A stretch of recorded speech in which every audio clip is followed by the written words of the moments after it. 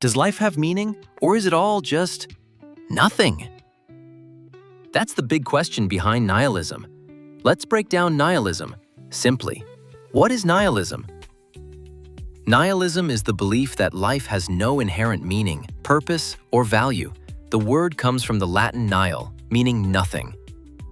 While forms of nihilistic thinking have appeared throughout history, the term became famous in the 19th century, especially with the philosopher Friedrich Nietzsche. Nihilism's big ideas: no absolute truths.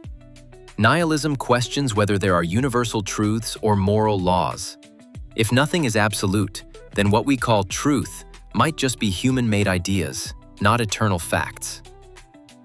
Meaninglessness of life.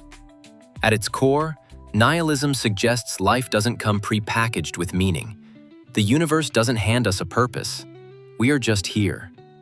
Nietzsche and the death of God. Nietzsche wrote that God is dead. He didn't mean literally. He meant that traditional beliefs and absolute moral systems were collapsing in modern society.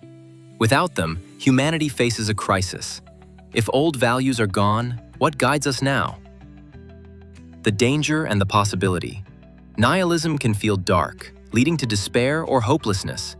But some philosophers see it as a starting point. If life has no set meaning, then we are free to create our own meaning. Nietzsche hoped people would overcome nihilism and build new values for themselves. Why nihilism still matters. It shows up in art, literature, and modern culture whenever people question whether life really matters.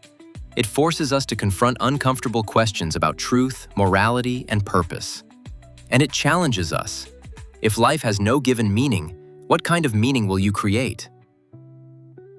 Nihilism is the idea that life has no inherent meaning, but it also opens the door to creating your own purpose. To keep your mind sharp, subscribe to Philosophy Explained Simply and explore philosophies that shape the way we think about life.